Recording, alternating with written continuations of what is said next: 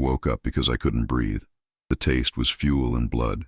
Everything was dark, quiet, but something was wrong. The world was upside down. I was hanging by my seatbelt, suspended in the blackness. The ceiling of the plane was now under my feet. That's when I saw it. Through a tear in the fuselage, I saw the glow. Fire. The flames were just feet away, licking the snow and crawling toward me. I was alive, but I was trapped. And then I realized the most terrifying truth. The rest of the plane, it was just gone. The fuselage had ripped apart in midair, and I was in the only piece that hadn't exploded against the mountain. This is the story of how I survived the impossible. But before I tell you how I managed to get unbuckled from that belt, do me a favor. Tell me in the comments what city you're listening to this from. I want to know how far this story has traveled. It's ironic. Just 3 hours ago, my only real problem was the airplane's Wi-Fi. Wi-Fi. What a stupid, trivial word that sounds like now. Hanging upside down with the smell of burning kerosene in my lungs. My biggest stress was whether the client in Chicago would get my design revisions before we landed. It was Flight 417 from Denver to Chicago. A milk run. A late-night flight I'd taken dozens of times. I'm an architect. My entire job is analyzing stress, load, and breaking points. My job is to anticipate disaster. I get paid to make sure buildings don't fall down, that structures withstand the unexpected. I always have a plan A, a plan B, and a plan C. The irony is excruciating. The Denver airport had been busy, a sea of tired travelers rushing to connections. I was mentally fried. It had been 3 days of tense meetings, of defending my schematics and compromising on aesthetics. I just wanted to get home to my quiet apartment in Chicago, order takeout, and not speak to another human being for at least 48 hours. The flight was delayed 30 minutes. Incoming weather over. The Rockies, the gate agent announced. Nobody blinked. That's standard procedure for Denver. We finally boarded. I shuffled down the jet bridge into the warm, stale air of the cabin. I found my seat, 31F, window in the tail section. I always pick the tail. There's an old wives' tale that it's the safest part of the plane in a crash. Not that I consciously believed it. I just liked being against the rear bulkhead, a little insulated from the rest of the cabin. I settled in, stowed my briefcase, and had my laptop out before they even closed the main door. I had work to do. The takeoff was smooth. The lights of Denver shrank into a neat glowing grid and then vanished beneath a layer of thick clouds. We were climbing to cruising altitude. The seatbelt sign pinged off. I opened the in-flight Wi-Fi portal. Connecting, the little wheel spun and spun. I felt that familiar low-grade frustration of the business traveler. The file was large, 20 megs of revised blueprints, and the connection was agonizingly slow. A flight attendant stopped by my row. "Sir, anything to drink?" I held up a hand, my eyes glued to the progress bar. "No, thank you. Just trying to get this to work. It can be a little slow over the mountains," she said kindly. "You sure I can't get you some water?" "I'm fine, thanks." She moved on. I glanced out the window. There was nothing to see, just an absolute impenetrable blackness. We were over the most remote part of the Rockies, a vast, dark void of peaks and snow below us. Beside me, in the middle seat, a young woman was already asleep, her head propped up on a bright green travel pillow. In the aisle seat, a man was reading a paperback. The steady, ambient drone of the engines was a comforting white noise, the sound of normalcy, the sound of going home. Finally, after what felt like an eternity, the email client showed sent. I snapped the laptop shut with a sigh of relief. Mission accomplished. I slid the machine under the seat in front of me, checked my watch. Just under 2 hours left to Chicago, and kicked off my shoes. I leaned back, digging into my carry-on for my noise-canceling headphones. They were my sanctuary. I slipped them over my ears and flipped the switch. The drone of the engines vanished. The world went silent. I put on some low, ambient music, barely a whisper. I closed my eyes. Just 10 minutes, I thought. I just need 10 minutes to reset. The travel fatigue, the client stress, the weak Wi-Fi. It all dissolved into that comfortable engineered darkness. I felt safe. I was in a perfectly designed metal tube, a marvel of modern engineering, flying miles above the earth. I, the architect, the planner, appreciated the structure. I appreciated the physics that kept us aloft. I don't know how long I was out. Maybe it was those 10 minutes. Maybe it was 20. The silence of my headphones was shattered. It wasn't a sound. It was a feeling. It was as if a giant had grabbed the plane by the wing and shaken it, once, violently. A percussive metallic thud that vibrated through the floor, up the armrest, and seemed to rattle my teeth. My eyes snapped open. I ripped the headphones off. The sound hit me. It was a roar. A deafening, screaming sound that was not the engines. It was the sound of wind. Wind howling at an impossible speed, like a beast trying to get in. And then, the vibration. This was not turbulence. Turbulence sways you. It bumps you. This was a high-frequency, violent shaking, as if the plane was being torn apart from the inside, as if every bolt and rivet was about to fail simultaneously. The cabin lights flickered. Once, twice, and then they went out. Total darkness. It was broken only by the dim blue emergency lights along the floor, which now seemed to be tilting wildly, and then they fell. The oxygen masks. They dropped from the ceiling panel like dead spiders, swaying frantically in front of our faces. People started to scream. It's a sound I will never forget. It wasn't a yell of surprise. It was a high-pitched primal wail of pure terror. Someone, a few rows up, was praying, loud, repeating the same phrase over and over. My safety training, the briefing I'd heard 1,000 times but never truly listened to, kicked in. Secure your own mask before helping others. My hand was shaking, not from cold but from the vibration. I grabbed the yellow plastic cup. It felt cheap and flimsy. I yanked it hard and pressed it, over my mouth and nose. The air that hissed out tasted chemical, sterile. I looked next to me. The young woman with the green pillow was awake, but she was frozen, utterly paralyzed by panic. Her hands were gripping her armrests, her eyes wide and fixed on the seat back in front of her. She wasn't reaching for her mask. I leaned over, fighting the G-force that was suddenly pinning me to my seat. I grabbed the mask, dangling in front of her, and forced it onto her face, pulling the elastic band over her head. She stared at me, her eyes unblinking, uncomprehending, above the yellow plastic. She said nothing. The plane wasn't just dropping. It felt like it was struggling, like the pilots were in a fistfight with the controls. But the sound of the wind was getting louder, louder than the screams, louder than the engines. And then, a second jolt. This one came from beneath my feet. A long, horrifying, metallic screech. The sound of metal tearing. I felt the floor of the plane bend. The aircraft lurched violently to the left, so hard my head slammed against the plastic of the window. For a split second, I felt weightless. The cabin service cart from the galley, loose bags, laptops, anything not strapped down, flew up toward the ceiling. I heard a flight attendant shriek, a sound that was cut off instantly. The pressure in my ears was excruciating, like I was at the bottom of a deep swimming pool. The plane wasn't shaking anymore. Now, it was just falling. The physics of a fall are simple. Gravity always wins. As an architect, I understood this, but I never understood the sound of it. The sound of gravity winning against 200,000 pounds of aluminum and steel. It was no longer a plane. It was a rock. We were in what pilots call a deep stall, but it felt like something worse. It felt like we had simply been dropped from the sky. The terrifying, high-pitched scream of the wind over the fractured fuselage was the only sound for a moment, an external, constant shriek that drowned out the prayers and the panic. Inside the cabin, it was pure chaos. The plane wasn't just falling, it was tumbling. The G-forces were unimaginable. 1 second, I was pressed so hard into my seat I couldn't breathe. My chest compressed.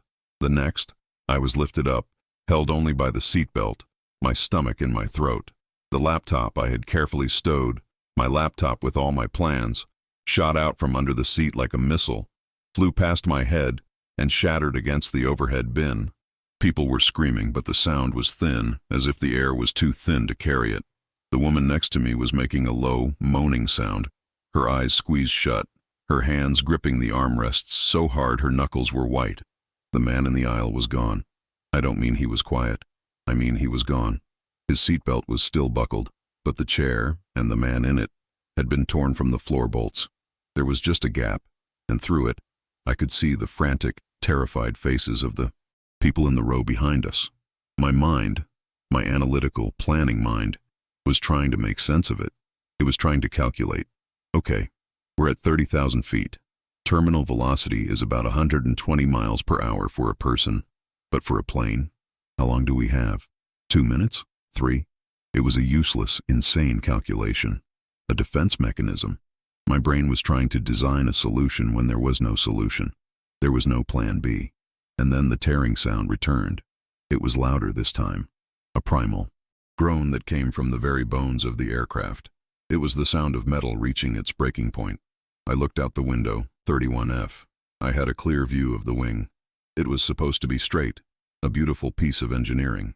Now, it was flapping. Not like a bird, but a horrible, uncontrolled shudder. I could see pieces of the engine cowling, peeling away, vanishing instantly into the screaming dark. The plane shuddered, a final, convulsive jolt. And then, the snap. It was the loudest sound I have ever heard. A deafening, explosive crack, like a battleship breaking in half. The entire plane forward of my row, everything from about row 28 onward, simply vanished. It didn't just break off. It was ripped away. 1 second, I was looking at the back of 100 heads, at a cabin full of chaos. The next, I was looking at the night sky, at the stars. The wind was no longer a howl. It was a physical wall. It punched me in the face, stealing my breath, instantly freezing the tears on my cheeks. The cabin decompressed explosively. The air, the paper, the loose items, everything was sucked out into the void. My ears popped so violently I cried out in pain. We were no longer the tail of an airplane.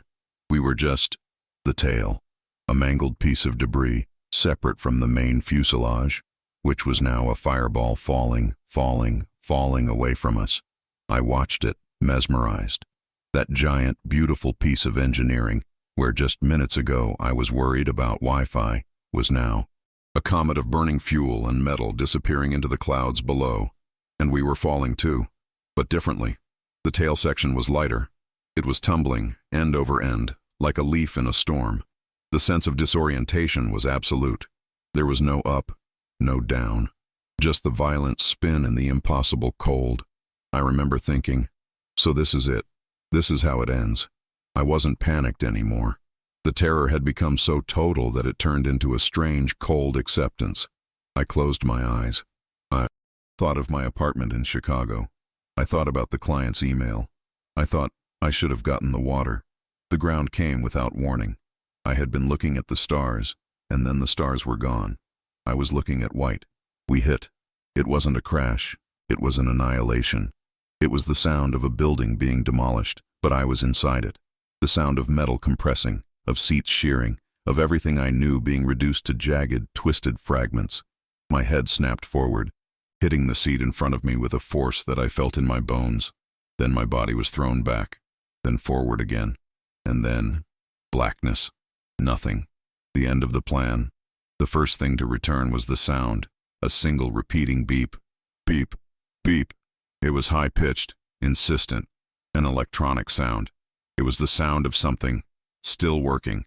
The second thing was the smell, kerosene, sharp and sickening, and something else, something coppery, blood. The third thing was the pain. My head was a universe of dull, pounding agony. My left arm felt like it was on fire, but also strangely disconnected from my body. I opened my eyes, total darkness.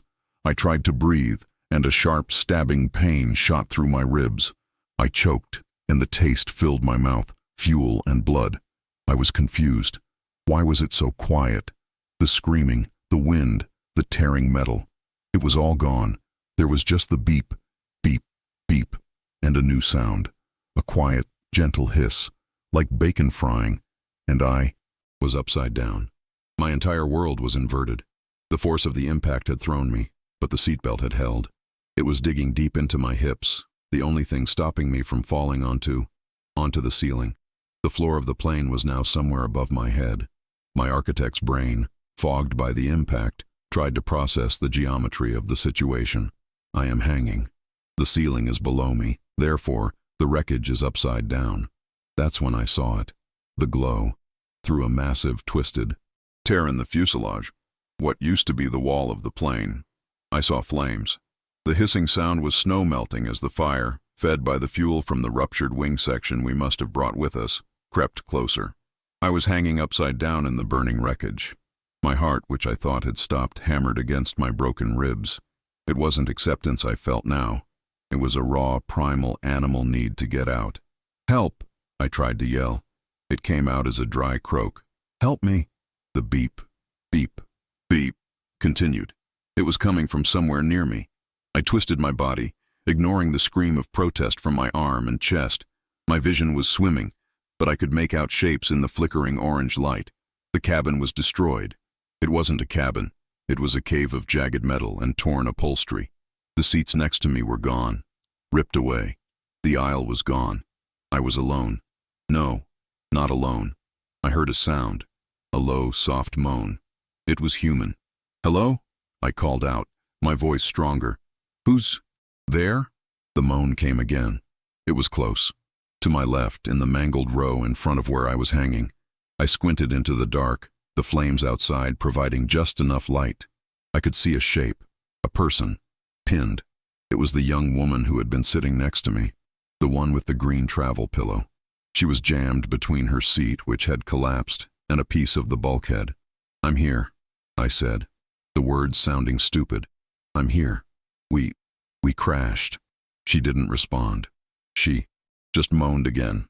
The fire hissed again, louder this time. A wave of heat washed over me. The smell of burning plastic was now overpowering the fuel. The wreckage was catching. We had minutes, maybe seconds. I looked at my belt buckle. It was inches from my face, but I was inverted. The latch was facing the floor, the real floor, which was above me. I was hanging. If I unbuckled it, I would fall. I didn't know how far. 5, maybe 6 feet, onto the debris-covered ceiling. I didn't know if I would fall on a piece of metal. I didn't know if my legs even worked, but I had no choice. I had to get out. I had to get us out. My plan-oriented brain took over. Assess, analyze, act, assessment. I am alive. She is alive. The wreckage is on fire. We must exit. Problem. I am trapped by the belt. She is trapped by the seat. I took a deep breath, which sent a fresh wave of agony through my chest. I reached for the buckle. My right hand worked. My left hand. I looked at it. My left arm was bent at an angle that was sickeningly wrong. It was broken. Badly. So, one hand, upside down, in the dark. While the fire grew closer, I braced my feet against the wreckage above me, trying to take some of the weight off the belt. I jammed my broken arm against my chest to stabilize it. With my good right hand, I fumbled for the metal latch. It was cold. I lifted it. The belt sprang open. I fell. The fall was only a few feet, but it felt like a mile. I landed hard on the inverted ceiling of the cabin, a surface now covered in shattered plastic, spilled sodas, and loose carry-on bags. The impact sent a jolt of pure, white-hot agony through my broken arm and ribs. I cried out, a sharp, involuntary sound, and lay there for a second, gasping, the world spinning. The smell of blood and fuel was 10 times stronger down here, at the new floor. But the fire was a powerful motivator. The flames were no longer just a glow. They were inside the wreckage. A small piece of upholstery on a detached seat just a few yards away was now burning, casting a sickening, flickering light over the scene. The beep, beep, beep was louder here. I realized it was my laptop, somewhere in my crushed briefcase, its sleep mode indicator stubbornly blinking, a ridiculous beacon of a world that no longer existed. Okay. Alex, move. My self-talk was frantic, a desperate attempt to impose order on the chaos. I pushed myself up with my right arm, cradling my useless left arm against my chest. My legs worked. I stood up, unsteady. The ceiling was slanted at a steep angle, slippery with hydraulic fluid or something. I didn't want to know. My priority was the woman. I staggered over the debris toward the sound of her moaning. She was still pinned. Her name, I remembered, was Sarah. I'd heard her tell the flight attendant earlier. "Sarah!" I yelled, my voice hoarse. "Sarah, can you hear me?" She looked at me. Her eyes were wide, but they were vacant, unfocused. She was in shock. "It's cold," she whispered. Her leg. I followed her gaze. Her left leg was trapped, disappearing into a mangled heap of metal that had been the seat in front of her. "We have to get you out," I said, my voice sounding far calmer than I felt. I grabbed the top of her seat and pulled. It didn't budge. It was bolted to the floor, which was now the ceiling, and crushed by the bulkhead. "We have to get you out now." I looked around, my architect's mind frantically, searching for a tool, for leverage. A crowbar, a piece of rebar. This wasn't a construction site. It was a coffin. I saw a seatbelt, still attached to a piece of flooring that had been ripped from its moorings. The metal buckle. Leverage. I grabbed the loose belt. "Sarah, this is going to hurt," I said, not knowing if she could even understand me. I looped the heavy nylon strap around the frame of her seat, just above where her leg was trapped.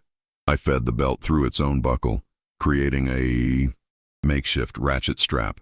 I planted my feet on a solid piece of wreckage, wrapped the end of the strap around my good right hand, and pulled. I put every ounce of my 180 pounds into it, my muscles screaming in protest, the broken bones in my chest grinding together. The metal groaned. Sarah screamed, a real, conscious scream of agony. "Again!" I yelled, to myself more than to her. I reset my grip and pulled again. With a sound like a gunshot, a bolt snapped. The seat shifted. It only moved 6 inches, but it was enough. Her leg was free, but it was bad. Even in the dim light, I could see it was twisted at a terrible angle, and the dark stain of blood was spreading rapidly down her pants. "We have to go. Can you stand?" She just looked at me, her face pale. I knew she couldn't. The fire was no longer a small, localized blaze. The entire back wall of the tail section, the jagged open part, was now a sheet of orange. The heat was blistering. The smoke was thick and black, filling the cabin from the top down, which was really the floor up. We were running out of air. I couldn't carry her, not with one arm and broken ribs. "You have to crawl," I said, grabbing the collar of her jacket. "Crawl, now!" The fear in her eyes finally burned through the shock. She understood. She started to move, using her arms and her good leg, dragging the injured one behind her, leaving a dark trail on the carpeted ceiling. I got behind her, half pushing, half guiding her toward the only way. Out. A large torn hole in the side of the fuselage, about 10 feet away. It was our only exit. The smoke was so thick I couldn't see. I was crawling by feel, my good hand on her ankle, pushing her forward. My lungs were on fire. The beep, beep, beep of my laptop was finally consumed by the roar of the flames. We reached the hole. It was a jagged tear in the aluminum skin, the edges razor sharp. Outside was not safety. Outside was a blizzard. The wind was howling, a different, more natural howl than the one from the fall. It was whipping snow and sparks into the opening. I pushed Sarah through the hole first. She tumbled out and rolled down a short, steep bank of snow, landing in a heap at the bottom. I put my good hand on the metal edge to brace myself and climb out. I hissed in pain. The metal was already scalding hot. I vaulted through, clumsy, my broken arm hitting the side. The pain was so intense I blacked out for a second. I fell out of the plane, landing in the same deep snowdrift beside her, and not a second too soon. We were maybe 20 feet away when it happened. The fuel tank, or whatever was left of it, finally cooked off. A whoomph that was more of a concussion than a sound. A massive fireball erupted from the wreckage, sending a column of black smoke and burning debris 100 feet into the night sky. The shockwave pushed me flat into the snow. The heat was so intense it felt like the sun had risen right next to us. We had made it. We were out. I lay in the snow for a long time, my face turned away from the inferno, just breathing. The air was so cold it hurt. It was the cleanest, most beautiful, most painful air I had ever tasted. It was the air of the living. The blizzard was raging. The wind was a physical force driving ice crystals into my exposed skin. I was wearing a dress shirt, thin wool pants, and socks. My shoes were still somewhere in the burning cabin. The tail section of the plane, our accidental shelter, was now a funeral pyre. It was the only light and the only warmth in a universe of darkness and cold. Sarah was whimpering next to me. I had to move. The adrenaline from the escape was fading and the cold was seeping in with terrifying speed. My architect brain, the part of me that had shut down during the fall, slowly flickered back to life. Problem: fire is temporary. Cold is permanent. We need shelter. We need to stay dry. Sarah, I said, my teeth already chattering. Sarah, we have to move. We can't stay this close to the fire. It's not safe. She just shook her head, pulling her knees to her chest. My leg? I know. I know. I looked around wildly. We were on a steep, snowy mountainside. Below us was nothing but darkness. Above us, the burning tail section. And about 50 yards away, I saw something. A dark shape against the snow. It was a piece of the plane. A large curved section of the inner fuselage, maybe 10 feet long, that must have peeled off during the crash. It had landed upside down, forming a shallow cave against the snowbank. It wasn't much, but it was a start. I see something, I told her. It's shelter. We have to get to it. I can't walk, Alex. You don't have to walk. You just have to move. I crawled over to her. I knew this was going to be the worst part. I positioned myself in front of her, my back to her. Put your arms around my neck, I commanded. I'll hurt you. Just do it. She draped her arms over my shoulders. I wrapped my good right arm around her good leg, and I stood up. The pain from my broken ribs was blinding. It felt like a dozen knives were being driven into my chest. But I did it. I was carrying her piggyback style, with her injured leg dangling. Every step was agony. The snow was deep, sometimes up to my knees. I was wearing only socks. My feet were already numb, but it was a painful, stinging numbness. I stumbled, fell to one knee, pushed myself back up, using her weight as a grotesque counterbalance. I kept my eyes on that one dark shape, that one piece of salvation. It took us 10 minutes to cover 50 yards. It felt like 10 years. I finally reached the fuselage section and gently rolled her off my back. She collapsed onto the snow underneath it. The wind was less. The curved piece of metal was blocking the worst of the blizzard. It was a miserable, cramped, frozen space, but it was ours. We sat there, shivering, watching the wreckage burn. The fire was so violent. It was consuming the last pieces of our old lives. The seats we sat in, the magazines we'd flipped through, the laptops we'd worked on. All of it was turning to ash. And then I realized a new, horrifying truth. I looked around at the vast, empty darkness. The blizzard was so thick I couldn't see 10 feet. We were on a mountain. But where? The main wreckage, the fireball I had seen falling, was miles away. The rescuers, when they came, would go there. They would find the cockpit recorder. They would find the main cabin. They wouldn't be looking for us. They wouldn't even know we existed. The tail section had been ripped off. We were a piece of trash thrown from the plane, lost in a storm. They'll find us, right? Sarah whispered, as if reading my mind. Her voice was thin. They'll see the fire. I looked at the blazing inferno. It was bright, yes, but it was also being consumed quickly. And the snow was falling so heavily, it was like a white curtain. By morning, the fire would be out. The wreckage would be just another dark shape, buried under a fresh blanket of white.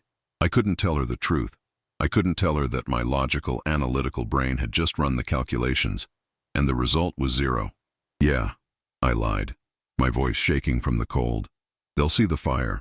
We just have to stay awake until morning. I knew, as I said it, that morning was the enemy. Morning meant the fire would be dead, and the real cold would begin. I, Alex Ryer, the man who always had a plan, had just executed his only one: escape.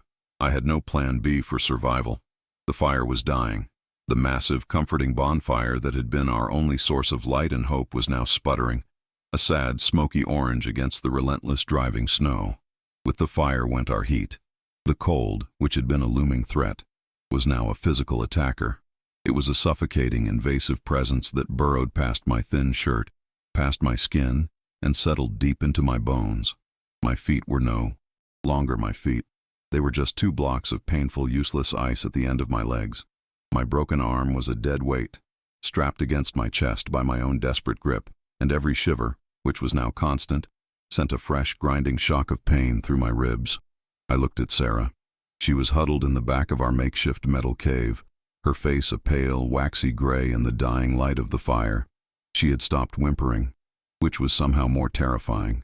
She was just shivering, her eyes half open, staring at nothing. Shock and hypothermia were setting in. "Sarah," I said, my voice cracking. My jaw was so stiff from the cold it was hard to form words. "We have to talk. You have to stay awake." She just blinked, slowly. "I'm so tired, Alex. Just want to sleep. It's so cold." "No, no sleep," I said, crawling toward her, the movement agony. "Sleeping is bad. We have to keep the blood moving." I knew, logically, that we were in a race. Her body was shutting down. My body was shutting down. The cold was a patient hunter. It would just wait. My architect's brain, the part of me that designs, that builds, fought through the fog of pain and cold. I couldn't accept this. I couldn't just sit here and let the plan end. Analyze, act. The problem wasn't just the cold. It was the wind. The wind was stealing our body heat faster than we could produce it. Our shelter was just a three-sided scoop of metal. The wind was whipping in from the open side, stealing everything. I had to build a wall. "I'll be right back," I said. Sarah didn't seem to hear me. I pulled myself out of the shelter, back into the full force of the blizzard. The wind tore at me, instantly blinding me with snow. The main wreckage was just a skeleton now, a black, twisted shape glowing with red embers. It was still hot, too hot to get close, but the area around it was a debris field. The impact and the explosion had thrown things, our things, the lives we had packed into 22-inch roller bags. I stumbled through the knee-deep snow, my numb feet screaming with every step. I was looking for anything, luggage, fabric, anything that could block the wind. About 30 yards from the wreckage, I found one, a large hard-shell suitcase. It had been thrown clear and was half buried in a drift. I fell on it, my fumbling, frozen right hand trying to find the zipper. It was frozen solid. In a surge of desperate, cold-fueled rage, I picked up a jagged piece of metal, part of a window frame, and smashed it against the suitcase's latch. It popped open. Clothes, a man's suits, sweaters, toiletries, useless. But wait, the lining, the foam padding, and the clothes themselves. I grabbed it all. I stuffed sweaters down my shirt, anything to create a layer. I emptied the suitcase and, using my one good arm and my chest, I began to drag the empty shell back to our shelter. It was like dragging an anchor. I fell twice, my body screaming, but I got it back. I wedged it into the open side of our shelter, creating a partial barrier. It wasn't enough. The wind was still finding the gaps. I went back out. This time I found a soft-sided duffel bag, half melted. And then the jackpot. 2 seat cushions. They were soaked and half frozen, but they were foam. Insulation. I dragged them back one by one. I used the sharp piece of metal to cut the upholstery off the cushions. I tore at the foam with my teeth and my good hand. I ripped the lining out of the suitcases, and I began to build. I stuffed the foam and the clothes into the gaps between our metal wall and the snowbank. I plugged the holes. I packed snow against the base to seal it. It was crude. It was pathetic. It was the ugliest piece of architecture I had ever created. But it was something. Finally, I dragged the large, flat piece of inner cabin wall I'd spotted earlier and propped it against the last remaining opening, leaving just a small gap to breathe. The wind stopped. The roaring was gone, replaced by a muffled, distant howl. The stillness inside our tiny, dark tomb was immediate. It was still freezing, but it was a still cold, a manageable cold. I crawled back to Sarah. I piled the dry sweaters I'd found onto her. I sat behind her, pulling her back against my chest, wrapping my one good arm around her. "It's better, right?" I whispered, mostly to myself. She just shivered, and so we sat. The embers of the plane died, plunging us into absolute total darkness. There was no moon, no stars, just the sound of the wind outside our pod and the sound of our own chattering teeth. The first night was an eternity. We didn't talk. We just existed, 2 bodies huddled together, sharing a dwindling supply of warmth, fighting the overwhelming urge to close our eyes. I did math problems in my head. I tried to recall the building code for the city of Denver, anything to keep my brain from shutting down. Dawn came, but it brought no hope. It was just a change from black to a suffocating uniform. Gray. The blizzard hadn't stopped. It had gotten worse. The world was a whiteout. We were completely and totally alone. That was the first 24 hours. The next 12 were a blur of shivering, semi-conscious misery. Sarah's breathing became shallow. I was losing her. I was losing myself. Hope was a flicker, and it was dying. After 36 hours, the world went silent. The blizzard stopped. It didn't taper off. It just ceased. The silence was as sudden and shocking as the initial crash. I must have dozed, a frozen, painful half-sleep, because the silence is what woke me. I painfully uncurled myself from around Sarah. She was still breathing, a faint, shallow rasp. I pushed aside the piece of wall we were using as a door. My eyes ached. The world was a brilliant, painful white. The sun was out, hitting a pristine, untouched landscape of snow. The mountains were beautiful, terrifying, and vast. Our wreckage was just a black, jagged scar in a sea of white, already half buried. We were a speck of charcoal on a white canvas. Invisible. They would never find us. Not like this. The despair was a physical weight. It was heavier than the cold, more painful than my arm. We had survived the fall. We had survived the fire. We had survived the blizzard. And we were going to die of exposure 50 yards from a $1 million piece of technology. Technology. The word sparked something. The beep, beep, beep. My laptop. My stupid, stubborn laptop. I had seen the briefcase crushed, near the hole we'd crawled out of. I looked at Sarah. She was almost translucent. I was fading. This was it. This was the last plan. Plan C. "I'm going back, Sarah," I whispered. She didn't respond. I crawled out of the shelter. My feet were... I can't describe the pain. It wasn't pain. It was like walking on electrified glass. Frostbite. Severe. I didn't care. I fell, pushed myself up, and half crawled, half limped back to the wreckage. The tail section was a frozen, charred husk. I found my briefcase. It was warped, melted shut at the corners, but it was there. I used my piece of sharp metal, my only tool, and pried the lock. It snapped.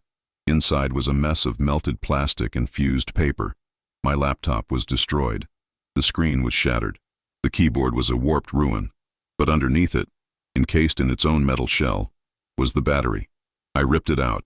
It was a standard 6-cell lithium-ion battery. I held it in my hand. It was my only chance. I'd seen videos. I knew, academically, what happens when you short one of these. I needed tinder. I staggered back to the shelter, my prize in my hand. I gathered the driest things I could find.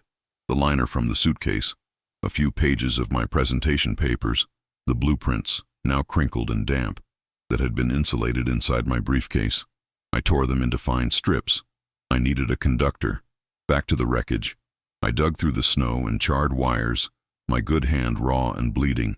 I found it. A thin copper wire, probably for the in-seat entertainment system. I tore a 2-foot section free. I returned to Sarah. I built a small platform of plastic from the suitcase to keep my tinder off the snow. I piled the shredded paper and liner on top. My hand was shaking. Not from cold, but from adrenaline. This was it. I was an architect about to play with high-energy electricals. I held the battery in my lap. I wrapped one end of the copper wire around the positive terminal. I took a deep breath. Then I touched the other end of the wire to the negative terminal. Spark. A bright blue-white flash. The wire end glowed red and went dark. Nothing. "Come on," I hissed. I tried again. I held it longer. Spark. The wire sparked, and a tiny wisp of smoke curled up from the battery casing. It was getting hot, but the tinder wasn't catching. I adjusted the pile. I put the finest, driest paper fibers right on top.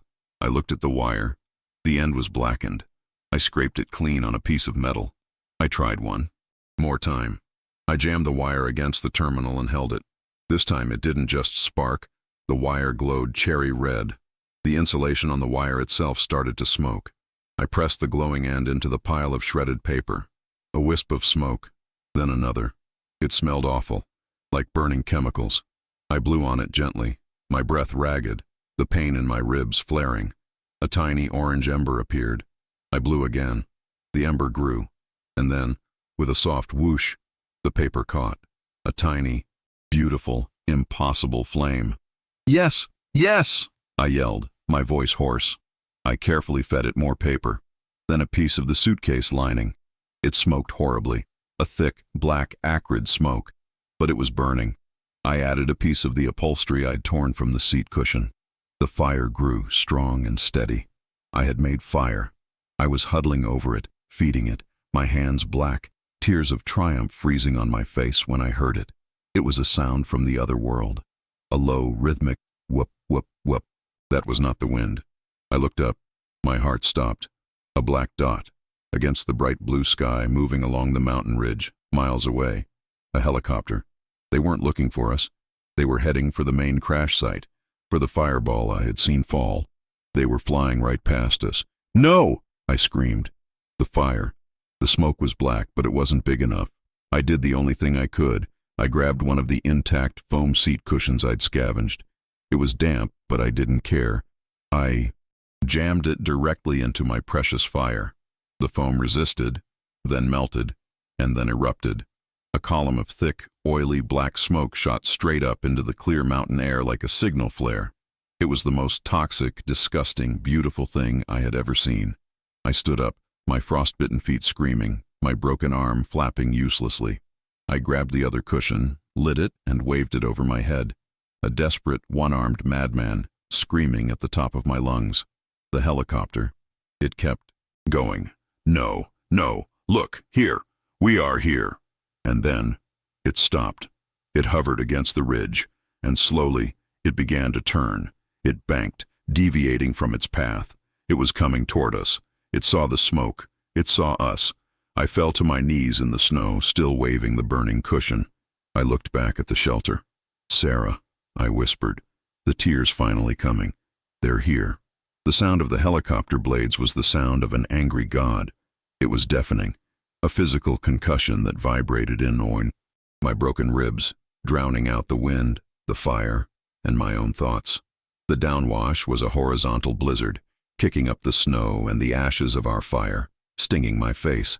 I huddled over Sarah, trying to shield her, my head down, watching as a man in a bright orange suit was lowered on a steel cable. He landed in the snow with a practiced thud, unclipped himself, and ran toward us. He was the first healthy, normal human I had seen in 2 days. He looked clean. His face was clean-shaven. He radiated competence. "Are you the only two?" he shouted over the rotor wash. I just nodded, my throat too tight to speak. "Who's worse?" "Her," I managed to say, pointing at Sarah. "Her leg, and the cold." He was already working, a medic. He wrapped Sarah in a silver, crinkling thermal blanket, his movements fast and sure. He looked at me. "And you, sir? Are you injured?" I must have looked insane. A one-armed man, my feet black, my face covered in soot and frozen blood, my clothes torn and stiff with ice. "My arm," I said, pointing. "My ribs, my feet." He just nodded. "We're getting you out. Both of you." It was a blur. They lowered a basket. The medic and his partner, who had descended after him, carefully strapped Sarah into it. I watched them hoist her up, a tiny, silver-wrapped package, disappearing into the belly of the machine. It felt like an abduction. Then it was my turn. They strapped me into a harness. "Hold this arm against your chest," the medic yelled. "It's going to be a rough ride." I was clipped onto the cable. I felt a lurch and the snow fell away. I was airborne. I spun slowly, suspended under the helicopter, and for a terrifying, magnificent second, I saw it all. I saw our tiny, pathetic shelter. I saw the black skeletal scar of the wreckage. And I saw the mountain, the sheer, impossible scale of it. We had been a microscopic speck on an enormous white wall. The loneliness of that place. I've never felt anything like it. Then I was being pulled. Inside. Hands grabbed me. It was loud and hot, and smelled of exhaust and machine oil. They laid me on the floor. I saw Sarah on a stretcher, an oxygen mask on her face. A different medic was already cutting open her pant leg. I saw the face of the first rescuer, the one who had come down. He was kneeling over me. He put a hand on my good shoulder. "You did good, son," he said. "You did real good. Your fire." We weren't even looking. We were 5 miles out, heading for the main site. But my pilot saw that column of black smoke. "You did that." I just nodded. I couldn't speak. I had used my last plan. The next thing I remember is warmth. It was a painful, stinging warmth. It was the feeling of 1,000 needles driving into my hands and feet as the blood was forced back into the frozen tissue. I was in a bed. The sheets were white and clean, and so incredibly, overwhelmingly soft. The smell was antiseptic. Beeping sounds, but not my laptop. These were steady, rhythmic, a heart monitor. I was in a hospital. Sarah, I learned later, was in surgery. Multiple compound fractures in her leg, severe frostbite, but she was alive. They had saved her leg. My own injuries were a laundry list. A complex fracture of the left humerus, 3 broken ribs, severe frostbite on both feet, a concussion, and lung damage from smoke inhalation. But I was alive. I was the luckiest man in the world, and I felt like I had been run over by a truck. The days blurred. Surgeries, skin grafts on my feet, pain medication that left me in a fog. But eventually, the fog cleared and the men in suits came. Not doctors. 2 men and a woman from the NTSB, the National Transportation Safety Board. They were quiet, respectful, and had cold eyes. They carried notebooks. "Mr. Ryer," the woman said, sitting in the plastic chair by my bed, "we need to talk about Flight 417. We know this is difficult." I told them everything. I told them about the Wi-Fi, the first jolt, the vibration. I told them about the masks, the screaming wind, the smell of ozone, and I told them about the snap. "Tell us about that again," the man said, leaning forward. "The sound, the separation." "It was a crack," I said, my voice raspy, like a building collapsing, and then they were just gone. The front of the plane, I was looking at the stars. The 3 of them looked at each other. The woman finally spoke. "Mr. Ryer, Alex." The cockpit voice recorder. It was recovered from the main wreckage site. It stopped recording abruptly, mid-flight. "We believe we know why." She paused. "The data from the flight recorder shows a catastrophic structural failure. We believe the fuselage, your tail section, separated from the main body of the aircraft at an altitude of approximately 28,000 feet. I just stared at her. I had known it, but hearing it, confirmed by data, made it real. "The main cabin," she continued, her voice soft, It likely lost all pressure and control instantly. The impact with the mountain. There were no survivors from that section. 142 people. The man in the aisle, the woman with the baby in row 12, the flight attendants.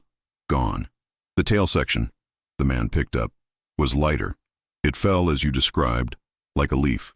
It crashed, yes, but the deep snow on that specific slope, it cushioned the impact enough.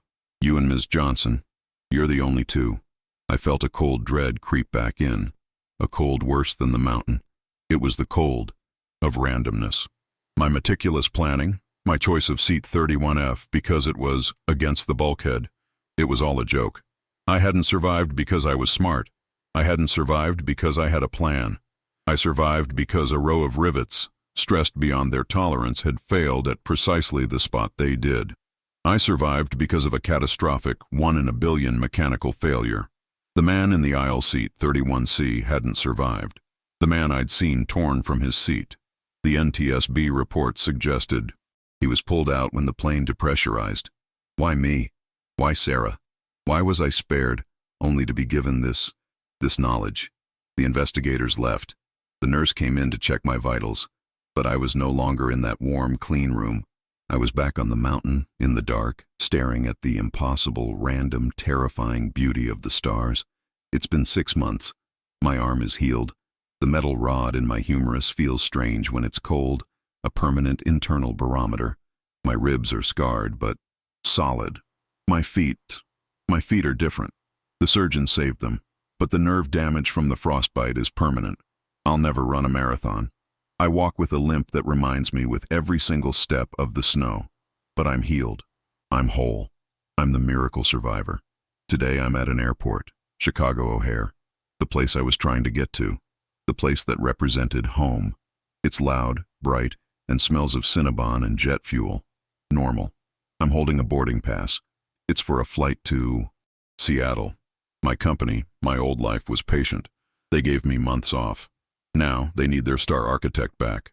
There's a client, a new skyscraper, a new plan. My flight is boarding. Group 3 is now invited to board. I'm standing by the window, looking at the plane. It's a 737. A beautiful, sleek, perfect machine. I look at the tail fin, at the seam where it joins the fuselage. I can see the rivets, polished and clean. I know, logically, that this plane is safe. I know that the odds of what happened to Flight 417 happening again are astronomical. I know the physics. I know the engineering. My old self, the Alex Ryer who boarded that flight in Denver, would be annoyed. He'd be frustrated by the boarding process. He'd be checking his email. But I'm not him. I look at the line of people shuffling onto the jet bridge. They're looking at their phones, adjusting their travel pillows. They are all completely and totally, blissfully unaware. They are living in a world of plans, of schedules, of arrivals. They are living in the world before the snap. I am living in the world after. My heart is hammering. My hand, my good hand, is shaking. I can taste the fuel. I can feel the G-force. I can hear the wind. I, Alex Ryer, the man who designs buildings to withstand the impossible, cannot take one more step toward that gate. My entire job was based on the premise that things work, that steel and concrete and glass obey the rules. But I was there when the rules failed.